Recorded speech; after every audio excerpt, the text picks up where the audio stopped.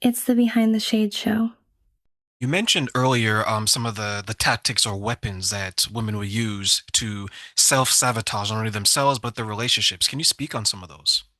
Well, women are very manipulative, right? We don't know it. Now, you become very conscious, you can because we're very intelligent. We are 16, the yogis say 16 times more like we can do 16 things at once. And it's true. Have you ever seen a woman in the kitchen? She's on the phone, she's listening to a podcast, she's cooking, she's taking care of her kids, she's managing the laundry. She really truly probably has 16 things happening, right?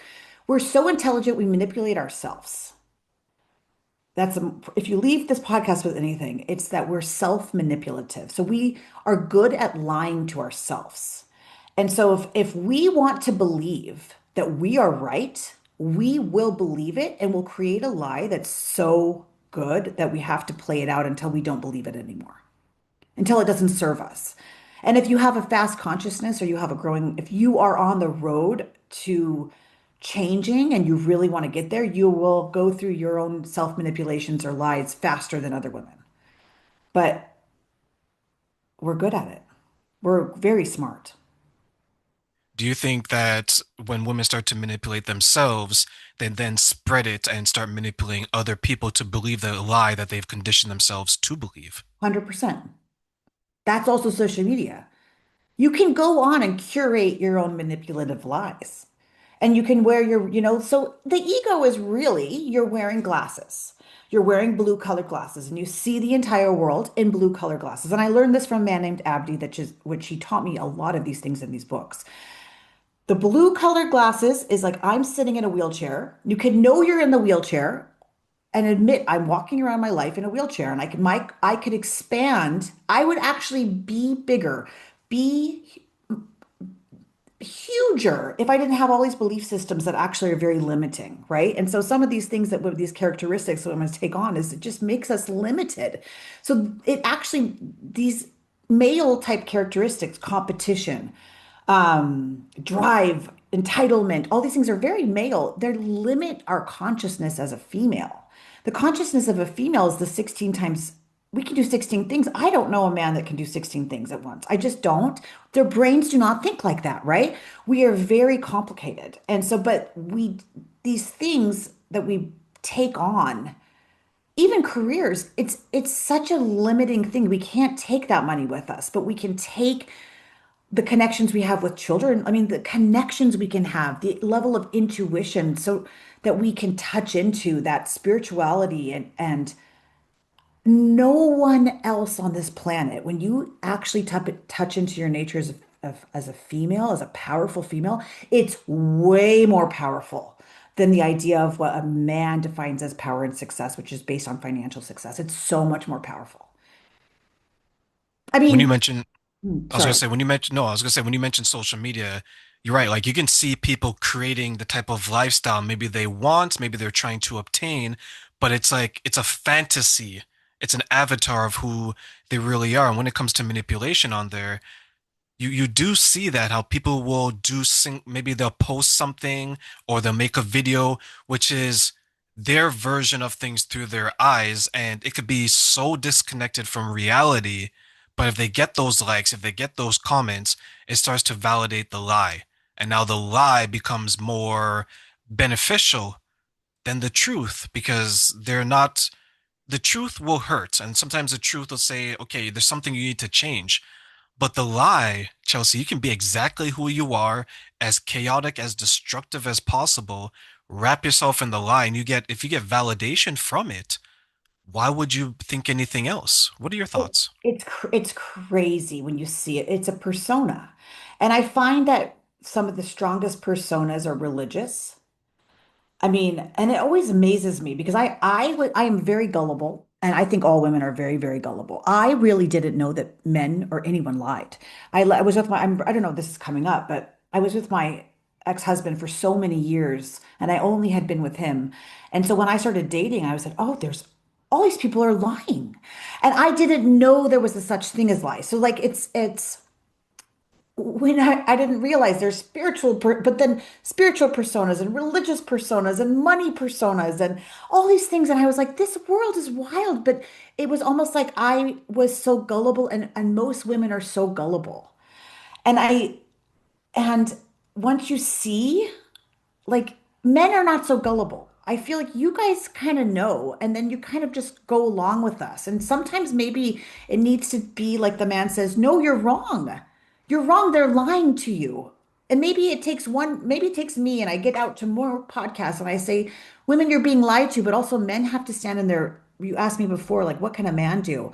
It's such a hard question because you're going up against the lie. You're going up against the biggest lie that's ever hit this planet ever. That you're better at being a male than a female. When if a man could say, you're such a good female. Like if we could have men like almost like cultivate that in the woman by just being so kind and loving, but they've become vicious with one another because the competition is exhausting. And I know you ask me these questions, and then I kind of go on these tangents because these things come up. I hope I'm answering them eventually, but we're competing with each other and it's causing chaos and it's breaking families and it's destructive. Like if there's a what's the word, vineyard or apple orchard, right? If the apple tree was sick and it wasn't producing good fruit, it was unhealthy fruit, and it was sickly, the person owning that vineyard or that apple orchard would cut that tree down and say, this is a natural disaster within my apple orchard. This tree is very sick. What is happening now within our culture of men not being men and women not being women in their nature is a natural disaster. But we call that evolution. And what I'm saying here is it's not evolution, that we need to cut some of these toxic trees down. And usually there's somebody in the family, which it goes into family dynamics, that shouldn't be leading the family. And then thus that the teachings, like this, what we're talking about, the male and the female and the father and the mother, it won't necessarily get passed on to the next generation. Do you then think, to your point, that some people have are so used to the chaos that they're more comfortable with it than the actual life of peace? Oh, 100%. Like I tried to have this conversation with someone just as basic as my sister, okay?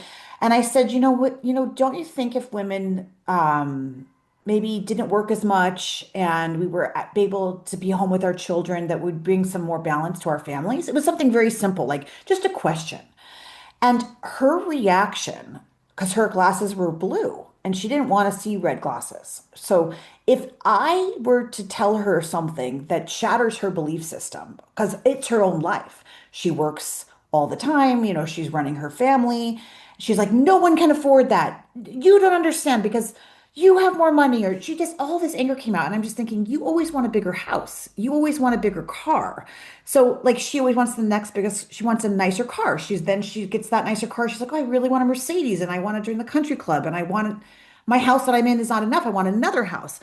If she wouldn't need those other things, if her definition of success was different, if she redefined her own definition of success, not based on financial success and not based on what other people appeared her to be, she wouldn't have to work so much. And what I was saying would be true. I So, told someone that recently, like 2 weeks ago. I told this person the same thing. It was a woman. And I said, instead of you stressing about money and working yourself until you're sick, because I asked her a couple months ago before this last conversation, do you see a life without work? And she said, no. And then I gave her another example. I said, if you were to meet someone and they treated you well, right? You have a criteria, they meet every single criteria. They win the lottery, 100 million. Would mhm. you stop working? Her look on her face was like fearful because now she has to make a decision. She doesn't have to work. She doesn't have to deal with the stress. She doesn't need the money, but she's so tied to her job that she couldn't even imagine a life with retirement.